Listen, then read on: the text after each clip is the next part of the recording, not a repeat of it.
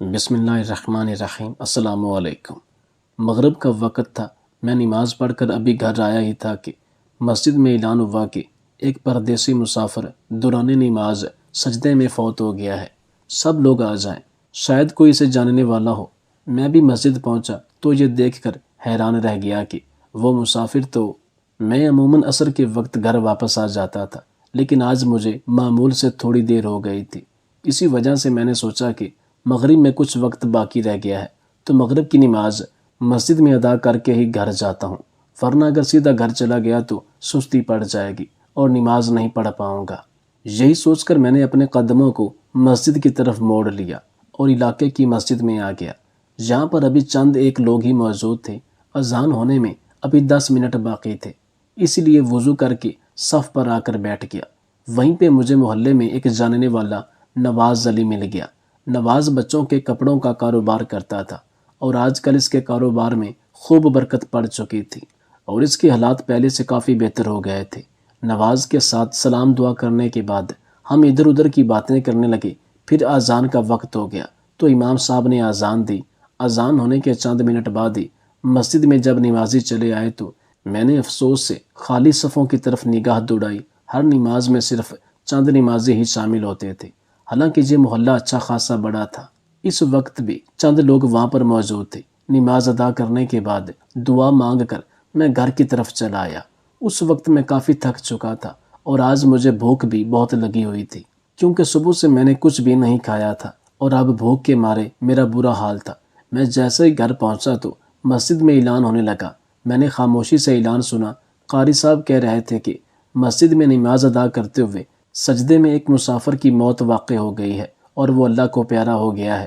اس مسافر کی شناخت کے لیے سب لوگ مسجد میں آ جائیں، شاید کوئی اسے جانتا ہو اور اس طرح اس کے گھر والوں کو اس کے بارے میں معلوم ہو جائے گا۔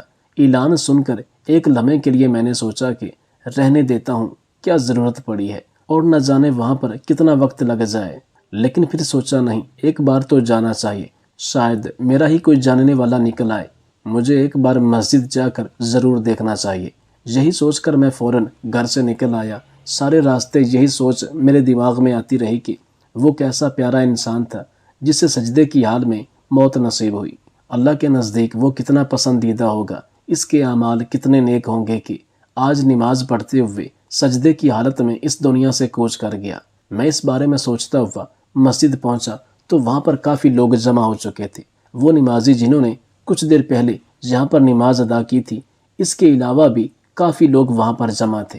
میں نے افسوس سے ان لوگوں کے چہروں پر نظر دوڑائی، کیونکہ یہ لوگ مسجد میں نماز پڑھنے کے لیے نہیں آ سکتے تھے، لیکن کسی کی میت کا تماشا دیکھنے کے لیے خوب پہنچ گئے۔ نفرت کی ایک لہر مجھے اپنے وجود میں دوڑتی ہوئی محسوس ہوئی، تاہم میں نے اللہ سے معافی مانگی اور فوراً آگے بڑھا۔ ہجوم کو چیرتا ہوا جب میں میت کے قریب پہنچا تو وہاں پر کافی لوگ اسے دیکھ رہے تھے۔ میں بھی ایک نگاہ اس پر دوڑائی تو ایک لمحے کے لیے تو مجھے جانا پہچانا لگا، اور جب غور کیا تو پتہ چلا کہ وہ آدمی روزانہ ہماری گلی میں پھل بیچنے کے لیے آتا تھا۔ میں نے امام صاحب سے کہا، امام صاحب یہ تو پھل والا ہے، یہ روز ہماری گلی میں آتا ہے اور پھیری لگاتا ہے۔ میری بات سن کر امام صاحب کہنے لگے، کیا آپ کو اس کے گھر کے بارے میں کچھ علم ہے؟ اس کے گھر والوں کے بارے میں کچھ پتہ ہے؟ امام صاحب کے پوچھنے پر میں نے نفی میں سر ہلا دیا اور کہا، نہیں مجھے علم تو نہیں ہے، لیکن میں اسے روز ضرور دیکھتا ہوں۔ اب اسے اس حالت میں پڑے ہوئے دیکھ کر بہت افسوس ہوا ہے۔ میں نے افسوس کا اظہار کیا تو امام صاحب کہنے لگے، دراصل ہم اس کے گھر والوں کو ڈھونڈ رہے ہیں تاکہ میت کو اس کے ورثہ کے حوالے کیا جا سکے اور ہم اپنی ذمہ داری سے بری و ذمہ ہو جائیں۔ امام صاحب کے کہنے پر میں نے آہستہ سے سر ہلا دیا، لیکن یہ بات سچ تھی کہ مجھے اس بارے میں کوئی علم نہیں تھا۔ وہاں پر کافی لوگ موجود تھے اور سب باری باری اس میت کا دیدار کر رہے تھے۔ تب ہی ان میں سے ایک شخص کہنے لگا، امام صاحب میں اسے جانتا ہوں، یہ ایک پھل فروش ہے اور اس کا نام محمود ہے۔ اس شخص کے کہنے پر امام صاحب کے چہرے پر ایک اطمینان آ گیا اور وہ کہنے لگے، کیا تم اس کے گھر کے بارے میں جانتے ہو؟ تو وہ شخص بولا، جی میں جانتا ہوں کہ یہ کہاں پر رہتا ہے۔ دراصل اسی محلے کے جو پچھلی طرف ایک کچی آبادی بنی ہوئی ہے، وہیں پر اس کا گھر ہے، جہاں پر اس کی بیوی اور 3 بچے رہتے ہیں۔ اس شخص نے ذرا تفصیل سے بتایا تو امام صاحب فوراً کہنے لگے، تم ایسا کرو، اس کے گھر پر کسی طریقے سے اطلاع دے دو تاکہ اس کے ورثہ کو اس بات کی خبر ہو جائے کہ یہ شخص اب اس دنیا میں نہیں رہا۔ امام کے کہنے پر وہ شخص سر ہلاتا ہوا کہنے لگا، امام صاحب آپ فکر مت کریں، میں ابھی اس کے گھر پر جا کر اطلاع کرتا ہوں، یقیناً میت کو وصول کرنے کے لیے اس کے ورثہ چلے آئیں گے۔ یہ کہہ کر وہ شخص وہاں سے چلا گیا اور میں حیرت اور رشک سے اس شخص کے چہرے کی طرف دیکھتا رہا، جس کے چہرے پر ایک سکون پھیلا ہوا تھا اور یوں لگ رہا تھا کہ جیسے وہ اپنی ذمہ داریاں پوری کر کے اس دنیا سے رخصت ہو چکا ہے۔ تمام محلے والے وہاں پر جمع تھے اور ہر کوئی اس کی ایسی موت پر رشک کر رہا تھا۔ سب کے چہرے پر ایک ستائش تھی اور ایک عجیب سی روشنی دکھائی دے رہی تھی۔ میں خود بھی اس آم سے پھل والے کی ایسی موت پر حیرت اور حسرت سے اس کی طرف دیکھ رہا تھا۔ اتنی اچھی موت قسمت والوں کو نصیب ہوتی ہے۔ سجدے میں اللہ کی عبادت کرتے ہوئے مسجد میں مر جانا، ایسی موت کا نصیب ہو جانا تو بڑی قسمت کی بات ہے۔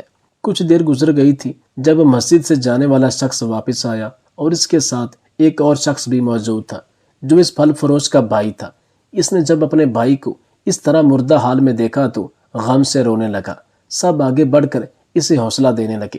امام صاحب نے بھی اسے اللہ کی مرضی کے اوپر صبر کرنے کی تلقین کی اور پھر چند لوگوں کی مدد سے وہ اپنے بھائی کی میت کو یہاں سے لے گیا۔ میں بھی افسردہ دل کے ساتھ گھر واپس آیا۔ بیوی نے پوچھا، کیا بات ہے، آپ آج کچھ پریشان دکھائی دے رہے ہیں، سب ٹھیک تو ہے نا؟ آپ اچانک کہاں چلے گئے تھے؟ میں نے اسے آج ہونے والے سارے واقعہ کے بارے میں بتا دیا تو وہ بھی رشک اور حیرت سے اس پھل والے کے بارے میں سوچنے لگی اور کہنے لگی، کتنا خوش نصیب انسان ہے جسے ایسی موت نصیب ہوئی۔ اللہ ہمیں بھی اسی طرح ایمان کی حالت میں موت نصیب فرمائے۔ اس کے کہنے پر میں نے آمین کہا اور کھانے کی طرف متوجہ ہو گیا۔ لیکن سچ بات تو یہ تھی کہ اس معمولی سے پھل فروش کا چہرہ میری نگاہوں کے سامنے آتا جا رہا تھا۔ یوں لگ رہا تھا کہ جیسے اللہ نے اس کی اگلی منزل کو آسان کر دیا ہے اور وہ خوشی خوشی اس دنیا سے رخصت ہوا ہے۔ میں اسی پھل فروش کے بارے میں سوچتے ہوئے کھانا کھاتا رہا۔ کھانے کے چند نوالے لینے کے بعد میرا دل اٹھ گیا۔ حالانکہ پہلے مجھے شدید بھوک لگی تھی، لیکن اب میرا دل نہیں چاہ رہا تھا۔ میں نے اپنی بیوی سے چائے بنانے کا کہا اور کمرے میں لیٹ گیا۔ لیکن میں نے اپنے دل میں اس بات کا تہیہ کر لیا تھا کہ میں ایک بار اس پھل فروش کے گھر پر ضرور جاؤں گا اور پتہ کروں گا کہ آخر اس کی موت کیسے ہوئی اور اس کے کس عمل نے اسے ایسی قابل رشک موت سے نوازا۔ یہ سوچ کر میں مطمئن ہو گیا تھا۔ اگلے دن جب عصر کے وقت میں گھر واپس لوٹ رہا تھا تو مسجد میں جنازے کا اعلان ہو رہا تھا۔ یہ جنازہ اسی پھل فروش کا تھا۔ میں نے اپنے قدموں کو مسجد کی طرف موڑ لیا اور جنازے میں شامل ہو گیا۔ اس کا کل کی نسبت آج اور زیادہ خوبصورت مجلہ روشن دکھائی دے رہا تھا۔ غسل کرنے کے بعد اس کے چہرے پر ایسا سکون اور اطمینان پھیلا ہوا تھا جو میں نے کسی زندہ انسان کے چہرے پر نہیں دیکھا۔ ایک لمحے کے لیے اس کا چہرہ دیکھ کر میرا دل شاد ہو گیا تھا۔ بے اختیار دل نے خواہش کی تھی، یا اللہ میرے چہرے کو بھی قیامت کے روز اسی طرح روشن رکھنا۔ میں اس شخص کی بخشش اور مغفرت کی دعا کرتے ہوئے مسجد سے گھر واپس لوٹ آیا، لیکن میرا دل وہیں کہیں مسجد میں ہی رہ گیا تھا اور آنکھیں اس شخص کے دیدار کے بعد اس کا چہرہ دیکھنے کی خواہش کر رہی تھی۔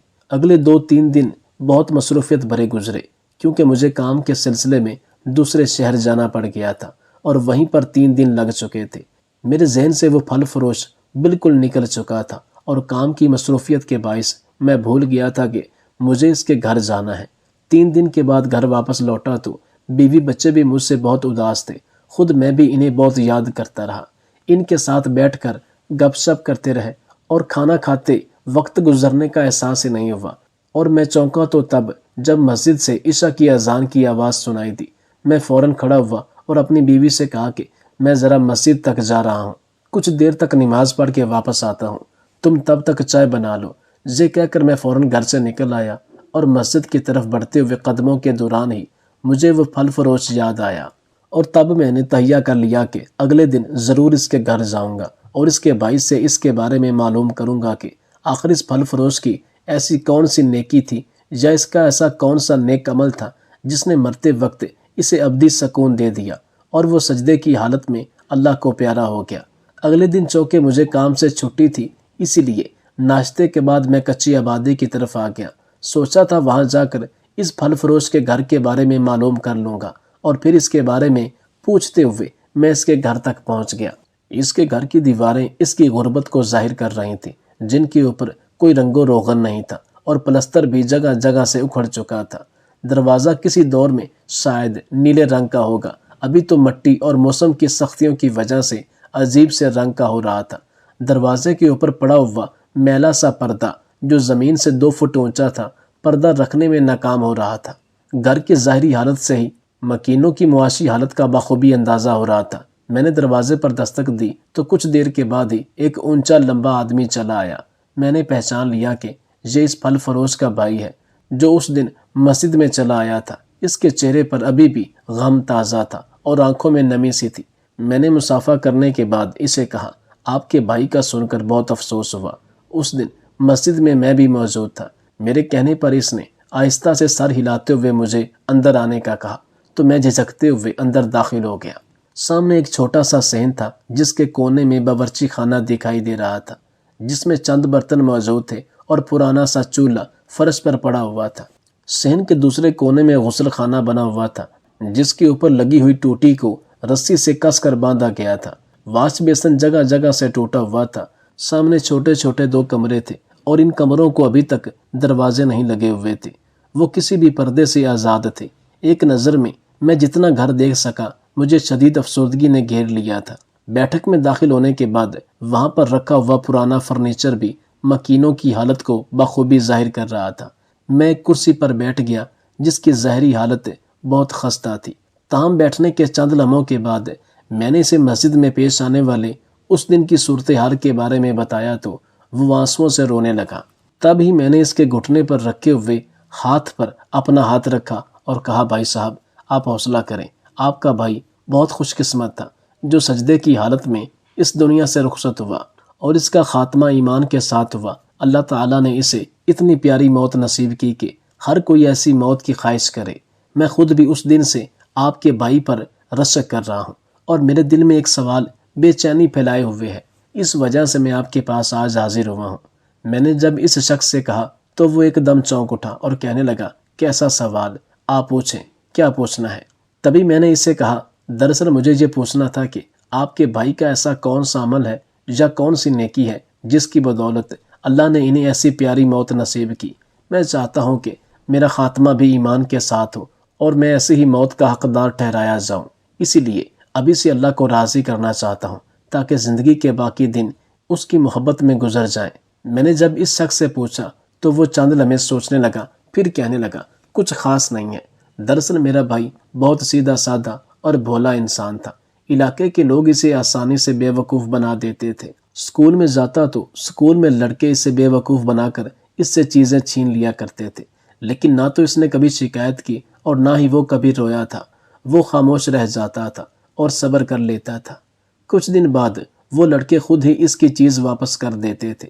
میں اپنے بھائی کو کہتا کہ تم غلط کرتے ہو، تمہیں اپنے حق کے لیے لڑنا چاہیے، تمہیں ان لڑکوں کا مقابلہ کرنا چاہیے، لیکن وہ مجھے ہمیشہ صبر کے ساتھ رہنے کی تلقین کرتا اور یہی کہتا کہ اس طرح کبھی لڑکوں کو ہدایت ہو جائے گی۔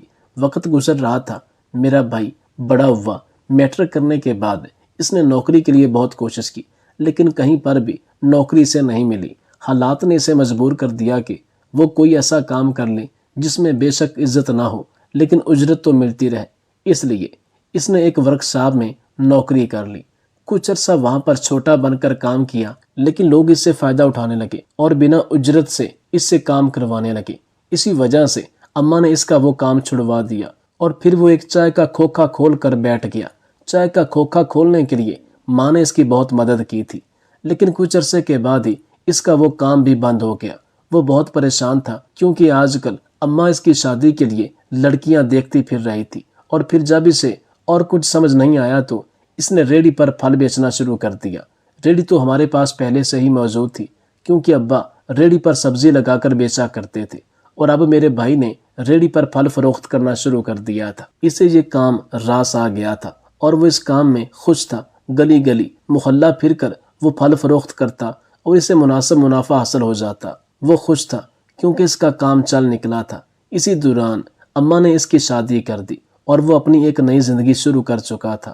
میں چوکے کام کے سلسلے میں دوسرے شہر چلا گیا تھا۔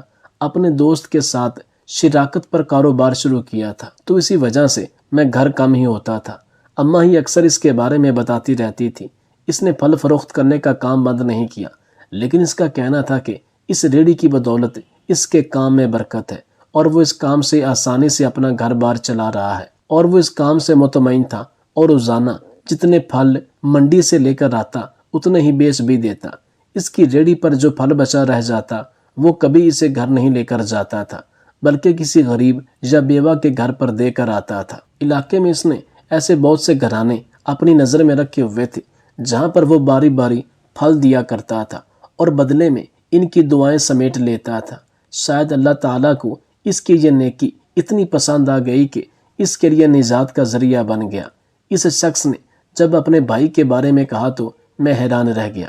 ایک عام سا پھل فروش اتنا بڑا دل رکھتا تھا کہ اپنی ریڑھی پر بچ جانے والے پھل کو گھر میں اپنے بچوں کے لیے نہیں بلکہ غریبوں یتیموں کے لیے رکھتا تھا اور بدلے میں ان کی دعائیں سمیٹتا تھا۔ یہ کتنا بڑا عمل تھا، کتنی بڑی نیکی تھی جس کی توفیق اللہ نے اسے دی۔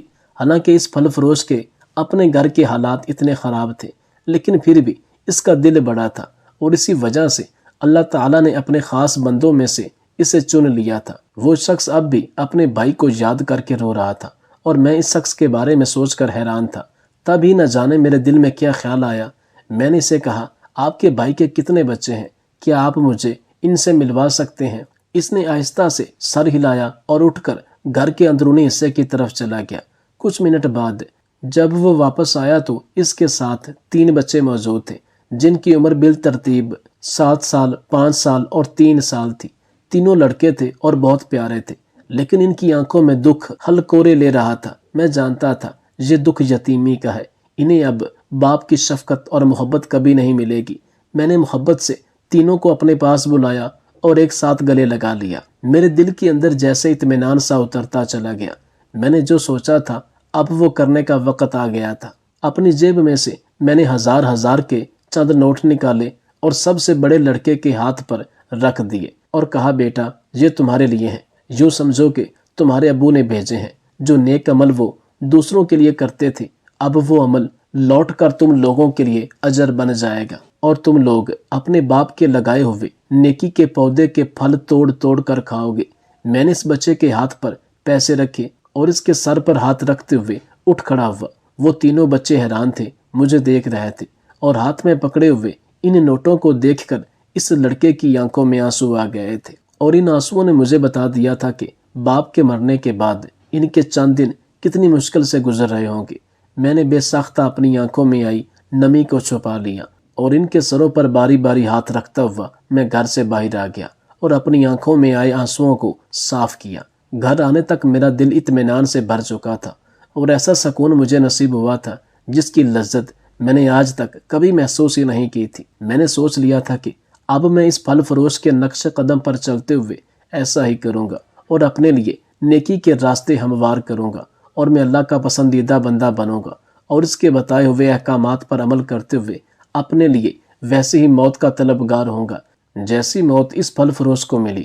گھر پہنچا تو میری بیوی نے میرے مطمئن چہرے کو دیکھا اور پوچھنے لگی، کیا بات ہے؟ آج آپ کے چہرے پر بہت اطمینان ہے اور آپ بہت خوش دکھائی دے رہے ہیں، کہاں گئے تھے آپ؟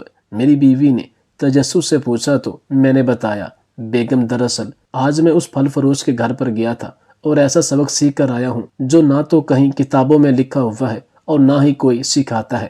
آج اس سبق کو سیکھ کر اور اس کے اوپر عمل کر کے میرے دل کو جو اطمینان ہوا ہے تم سوچ بھی نہیں سکتی ہو۔ میں نے سکون بھرے لہجے میں اپنی بیوی کو جب یہ کہا تو وہ مسکرا دی اور کہنے لگی، میں سمجھ سکتی ہوں، کیونکہ اس وقت آپ کے چہرے پر جو اطمینان اور خوشی پھیلی ہوئی ہے میں نے آج سے پہلے کبھی نہیں دیکھی۔ میری بیوی نے محبت سے مجھے کہا تو میں مسکرا دیا اور اسے آج پیش آنے والے واقعہ کے بارے میں سب کچھ بتا دیا۔ اس پھل فروش کی اتنی سخاوت اور وسیع قلبی کے بارے میں سن کر میری بیوی کی آنکھیں بھیگ گئیں اور کہنے لگی، اللہ نے اس پھل فروش کو کتنا ظرف دیا ہوا ہے کہ وہ اپنی کمائی کا ایک حصہ ان یتیموں اور بیواؤں پر خرچ کر رہا تھا جو اس کے علاقے میں موجود تھے۔ اس کے جتنے وسائل تھے ان وسائل میں رہ کر وہ ان کا خیال کر رہا تھا، اور ہم کتنے غافل ہیں، ہمارے پاس اتنے وسائل موجود ہونے کے باوجود آج تک ہم نے کبھی ان کے بارے میں سوچا ہی نہیں۔ ہم تو اپنی دنیا میں ہی مگن رہتے ہیں اور آنے والے کل کی فکر میں مبتلا رہتے ہیں۔ میری بیوی نے آنسوؤں کے ساتھ جب یہ بات کہی تو میرا دل بھی جیسے شرمندہ ہو گیا۔ وہ صحیح کہہ رہی تھی، ہم نے آج تک کبھی کسی دوسرے کے بارے میں سوچا ہی نہیں، کبھی اپنے ہمسائے کا بھی خیال نہیں کیا کہ کہیں وہ بھوکا نہ سو گیا ہو، جبکہ اسلام میں ہمسایوں کے، بیواؤں اور یتیموں کے کتنے حقوق ہیں۔ اگر ہم پڑھیں تو ہمیں معلوم ہو کہ ہم دین سے کتنے غافل ہیں اور اس کے بنیادی احکامات اور تعلیمات کو نظر انداز کر کے اپنی زندگی گزار رہے ہیں۔ لیکن میں نے ارادہ کر لیا تھا کہ میں اس پھل فروش کے نقش قدم پر چلتے ہوئے ویسا ہی عمل کروں گا جیسے اس نے کیا تھا، کیونکہ میں نے جان لیا تھا کہ حقوق العباد یعنی بندوں کے جو حقوق ہے یہ بہت بڑی چیز ہے، اور اللہ تعالیٰ نے اسی لیے حقوق العباد پر بہت زیادہ زور دیا ہے۔ میں نے آج جب یہ سبق سیکھ لیا تھا تو یقیناً ہمیشہ اس پر عمل کرتا رہوں گا، اور مجھے پورا یقین ہے کہ میرا رب میری پچھلی غفلت کو معاف کر کے مجھے ایک موقع ضرور دے گا، اور میں اپنی آنے والی زندگی کو اللہ کے دکھائے راستے پر چلتے ہوئے بہتر طریقے سے گزار سکوں گا۔